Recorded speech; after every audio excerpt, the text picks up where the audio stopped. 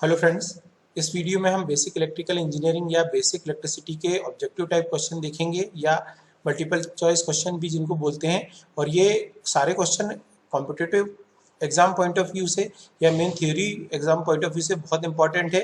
तो please channel को subscribe करिए और शुरू करते हैं। Question number 1, which of the following element of electrical engineering can be analyse using Ohm's law. तो ऐसा कौन सा एलिमेंट है जिसको ओम्स लॉ से एनालाइज नहीं किया जा सकता। तो कैपेसिटर को हम ओम्स लॉ से एनालाइज कर सकते हैं, इंडक्टर को कर सकते हैं, रेजिस्टर को कर सकते हैं, बट ट्रांजिस्टर को नहीं कर सकते। इसके पीछे मैं आपको रीजन बताता हूँ कि ट्रांजिस्टर कैसा है, आपका यूनिलेटरल एलिमेंट है। देखिए जैसे आपका रेजिस्टर है या इंडक्टर है या कैपेसिटर है, इसमें क्या होगा, डायरेक्शन आप चाहे यहाँ से एक ओर से दूसरी ओर करंट की डायरेक्शन लो, चाहे दूसरी ओर से पहली पॉइंट की ओर आप करंट की डायरेक्शन लो, यानी रिवर्स दोनों डायरेक्शन पे करंट फ्लो कराने पे इनकी प्रॉपर्टी पे चेंज नहीं आता, चाहे कैपेसिटर हो, चाहे इंडक्टर हो, चाहे रेजिस्टर हो। लेकिन ट्रांजिस्टर के केस में ऐसा नहीं है, या डायोड के केस को हम देख लेते हैं, उसमें ऐसा नहीं है। जैसे ही हम यहाँ पे करंट को फ्लो कराएंगे इस डायरेक्शन में तो ये करंट फ्लो करेगा, शॉर्ट सर्किट हो जाएगा, फॉरवर्ड बायस हो जाएगा। लेकिन इस डायरेक्शन में अगर करंट फ्लो करते हैं तो रिवर्स बायस हो जाएगा और ये करंट फ्लो नहीं कराएगा। तो उसकी प्रॉपर्टी आपकी चेंज हो गई, तो इसको हम यूनिलेटरल एलिमेंट बोलते हैं। और यूनिलेटरल एलिमेंट पे ओम लॉ एप्लीकेबल नहीं होती। तो इसका सही आंसर है C. The answer is C. Next question पे चलते हैं।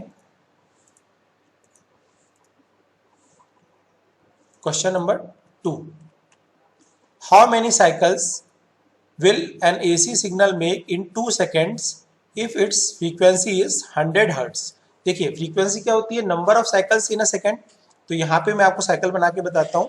ये आपका 1 साइकिल हुआ, और ऐसे 100 साइकिल अगर आपके 1 सेकेंड में रन करेंगे तो 50 हर्ट्ज फ्रीक्वेंसी हो जाएगी। और आपको 1 सेकेंड में अगर 100 साइकिल हो रहे तो 2 सेकेंड में कितने हो जाएंगे, 200 साइकिल्स हो जाएंगे। सो राइट आंसर इज डी। इसका राइट आंसर है D. Next question, question number 3. What will be the direction of the drift velocity of electrons change with respect to electric field। हमेशा देखिए जो इलेक्ट्रॉन्स जो होते हैं उनकी ड्रिफ्ट वेलोसिटी होती है वो opposite to the direction of electric field होती है। ये आपको ध्यान रखना, हमेशा वो सेम नहीं होगी, वो हमेशा इलेक्ट्रिक फील्ड के अपोजिट डायरेक्शन में ही होती है। जो ड्रिफ्ट वेलोसिटी है, इलेक्ट्रॉन हमको पता है इलेक्ट्रॉन एक तरफ फ्लो होते हैं, ड्रिफ्ट होती है उनकी, और दूसरी डायरेक्शन में करंट आपकी फ्लो होती है। तो इलेक्ट्रिक फील्ड की जो डायरेक्शन है वो ड्रिफ्ट वेलोसिटी से जस्ट अपोजिट होगी। नेक्स्ट क्वेश्चन देखते हैं, question number 4, what will be the current density of a metal if the current is 30 ampere. Current आपको 30 एम्पियर दिया है, pass through a cross sectional area of 0.5 metre square. तो current density का formula बहुत ही simple है, current per unit area. Current per unit area, तो current हमको यहाँ पे कितनी दी गई है, करंट दी गई है 30, और एरिया कितना दिया गया है 0.5 metre square. Cross sectional area कितना दिया है 0.5 मीटर स्क्वायर। 0.5 यानी कि 1/2, और ये 2 ऊपर जाके मल्टीप्लाई हो जाएगा तो करंट डेंसिटी आ जाएगी आपकी 60 ampere per metre square. So the right answer of this question is C, 60 ampere per metre square. Question number 5 पर चलते हैं। Now which of the following is correct about the power consumed by R1 and R2 connected in series if the value of R1 is greater than R2। देखिए यहाँ दो resistances हैं, दोनों series में connect हैं। एक रेजिस्टेंस R1 हो गया, दूसरा हो गया R2। इसको R2 बोल देते हैं, दूसरे वाले को R2, पहले वाले को R1। ये दोनों सीरीज में कनेक्टेड है, तो करंट तो यहाँ पे सेम होगी, जो करंट R1 में जाएगी वही करंट R2 में जाएगी। और पावर का फॉर्मूला होता है क्या, I²R। पावर का फॉर्मूला होता है I² R। अब करंट तो सेम है दोनों रेजिस्टेंस में, लेकिन R जिसका भी बड़ा होगा उसमें पावर ज्यादा कंज्यूम होगी। तो यहाँ पे हमको पता है रेजिस्टेंस यहाँ पे गिवन है, R1 is greater than R2। इसका मतलब R1 will consume more power than R2। तो R1 will consume more power than R2। So right answer is A. इसका सही आंसर है ए। नेक्स्ट क्वेश्चन चलते हैं, question number 6, what is zero for charge spherical cell. देखिए एक spherical shell है वो चार्ज है पूरा, और हमको पता है कोई भी स्फेरिकल सेल है उसके चार्ज कहाँ होता है, उसका सरफेस पे होता है चार्ज।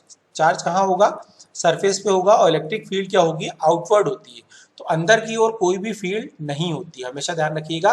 सो इसका राइट आंसर है electric field inside the spherical shell is zero, it is zero. Electric field जो है वो आपके हमेशा स्फेरिकल चार्ज स्फेरिकल सेल के अंदर जीरो। नेक्स्ट क्वेश्चन देखते हैं, question number 7, what kind of quantity is an electric potential. जो इलेक्ट्रिक पोटेंशियल कैसी क्वांटिटी है, क्या वेक्टर क्वांटिटी है, क्या टेंसर क्वांटिटी है, क्या स्केलर क्वांटिटी है, क्या डायमेंशन लेस क्वांटिटी है। तो हमेशा आपको ध्यान रखना है कि इलेक्ट्रिक पोटेंशियल या वोल्टेज की बात करें तो ये स्केलर क्वांटिटी है। So right answer is C, electric potential या इलेक्ट्रिक वोल्टेज जो होगा वो स्केलर क्वांटिटी होता है। सो आपको याद रखना है the right answer is C. ये हमेशा पूछा जाता है एग्जाम में क्वेश्चन, तो आपको इसको ध्यान रखना है।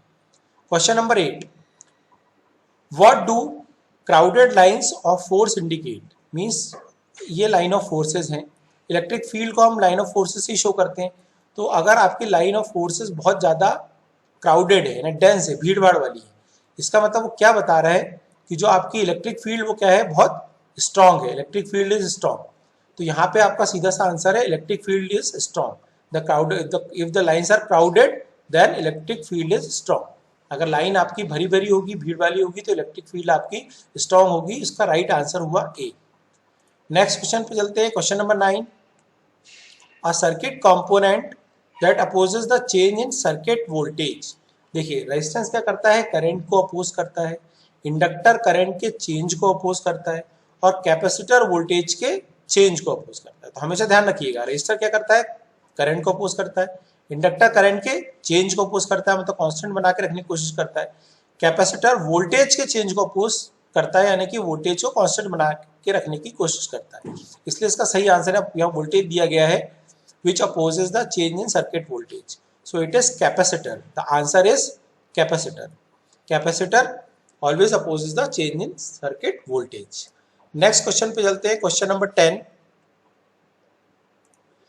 which of the following will happen in a transformer when the number of secondary turns is less than the number of primary turns।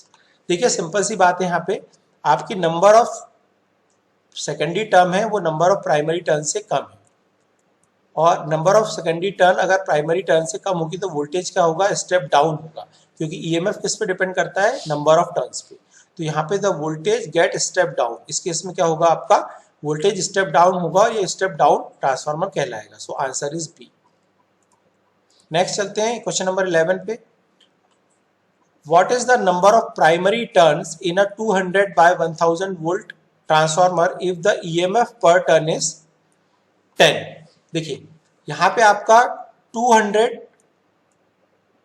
Primary का वोल्टेज हो गया, और ईएमएफ पर टर्न जो अगर हम इसको करेंगे मल्टीप्लाई इससे, तो हम इसको करेंगे 10 से, सॉरी डिवाइड, तो इसको हम 10 से डिवाइड करेंगे तो आंसर आएगा आपका 20। सो राइट आंसर इज 20। तो यहाँ पे 20 आपकी क्या हुई, number of, what is the number of primary turn. So primary number of turn is 20। हमने क्या किया, ईएमएफ पर टर्न से डिवाइड कर दिया, तो सिर्फ आपकी टर्न्स आ गई। नेक्स्ट चलते 12, in RLC circuit the admittance is defined as reciprocal of. देखिए एडमिटेंस को वाई से हम लोग रिप्रेजेंट करते हैं, और ये हमेशा किसका रेसिप्रोकल होता है, इम्पीडेंस का। ये आप ध्यान रख लें, जो आपका आरएलसी सर्किट है उसमें जो एडमिटेंस है वाई, वो हमेशा रेसिप्रोकल किसका होता है, इम्पीडेंस का। तो यहाँ पे आपका राइट आंसर है C, impedance. Impedance is the reciprocal of admittance.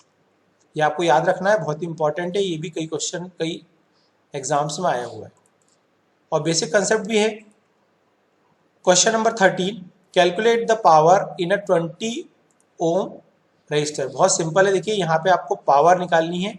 तो सबसे पहले पावर हमको पता है, पावर के फॉर्मूले में करंट आती है I² R, तो R तो है हमारे पास, करंट निकालना है। तो सर्किट की सबसे पहले हम क्या करेंगे, करंट निकालेंगे। तो करंट आती है, current is equal to V/R। V हमारा दिया है 200,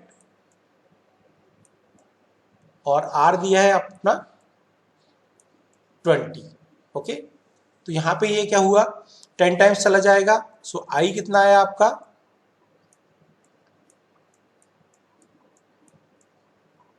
10 आ गया। I कितना आ गया, 10, और आपका पावर का फॉर्मूला होता है power is equal to I² R। और इस 10 में फिर अगेन 20 का मल्टीप्लाई कर देंगे हम, तो आंसर आ जाएगा 2000। इस 10 में 10 को स्क्वायर करेंगे और उसमें 20 का मल्टीप्लिकेशन करेंगे तो आपका कितना आ जाएगा, यह आ जाएगा 2000 वाट, यानी कि 2 किलोवाट। यहाँ पे 2000 वाट लिखा है जो कि 2 किलोवाट भी कहलाता है, यहाँ पे 2 किलोवाट लिखा हुआ है। Okay, so this is the right answer. Next question number 14 पे चलते हैं। Which of the following according to KCL must be zero. Kirchhoff's current law में क्या जीरो होना चाहिए? Algebraic sum of current in a loop is zero. देखिए loop की जब भी बात आती है तो केवीएल की बात आती है। क्लोज लूप, सेकंड में भी क्लोज लूप दिया तो यहाँ भी कोई ऐसा नहीं होगा। Algebraic sum of current entering and leaving at a junction is zero.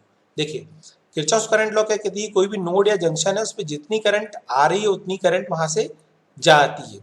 Total algebraic sum क्या हो जाता है, जीरो। मतलब जितनी करंट यहाँ पर आई उतनी करंट उस नोड या जंक्शन से बाहर की ओर निकल जाएगी। तो ये जब भी बात आती है किरचॉफ्स करंट लॉ की तो हम नोड या जंक्शन की बात करते हैं। So the right answer is C. Right answer is C. 15 का देखते हैं। Which of the following material possesses least resistivity. मतलब रेजिस्टिविटी सबसे कम होगी जिसकी, उसकी कंडक्टिविटी सबसे हाई होगी। तो एल्यूमिनियम है, ठीक ठाक कंडक्टिविटी होती है इसकी। कॉपर, आयरन की तो नहीं होगी और इसकी भी नहीं होगी। सबसे अच्छा जो कंडक्टर है इसमें है copper. So right answer is copper. Copper की कंडक्टिविटी सबसे हाई होती है।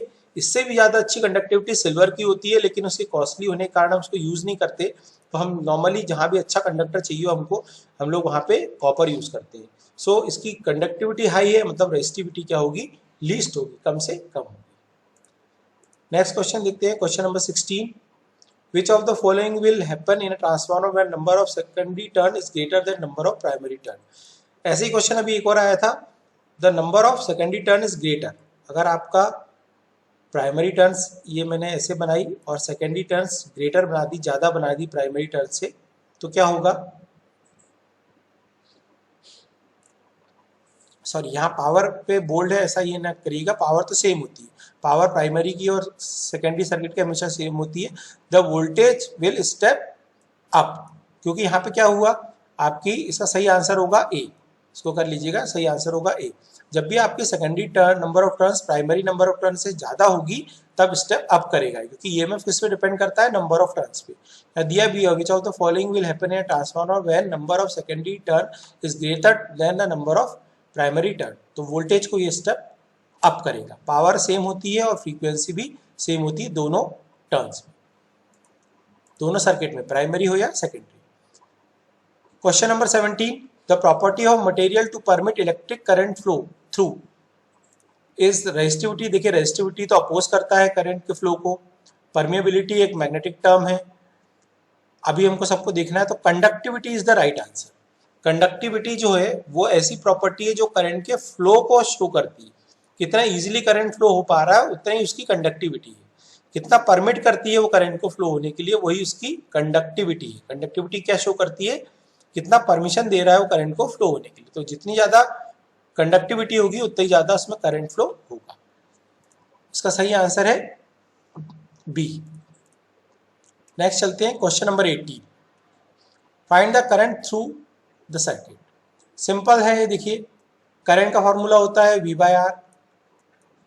120 वोल्टेज दिया है और रेजिस्टेंस क्या दिया है, 20 + 40 दोनों सीरीज में, तो दोनों ऐड हो जाएंगे 60। तो यहाँ पे आपका 2 टाइम्स चला गया ये, सही आंसर आएगा 2 एम्पियर्स। ओके, V/R बहुत ही बेसिक क्वेश्चन है, लेकिन ऐसे क्वेश्चन भी आपको आना चाहिए। चलिए नेक्स्ट स्टार्ट करते हैं, question number 19। What does positive power electrical element indicate. Positive power का क्या मतलब होगा? देखिए पॉजिटिव पावर ये होती है, यहाँ पे ऑप्शन दिए है, element is absorbing, element is supplying, में अब्जॉर्ब और सप्लाई, नन। इसका मतलब होता है पॉजिटिव पावर की एलिमेंट कितना पावर एब्जॉर्ब कर रहा है। जितना पावर एब्जॉर्ब कर रहा है उतनी पॉजिटिव पावर कहलाएगी हमारी। जो पावर एब्जॉर्ब है उसी को हम क्या कहते हैं, positive power. So right answer is ए। 19 का राइट आंसर है ए। नेक्स्ट चलते हैं 20 पर।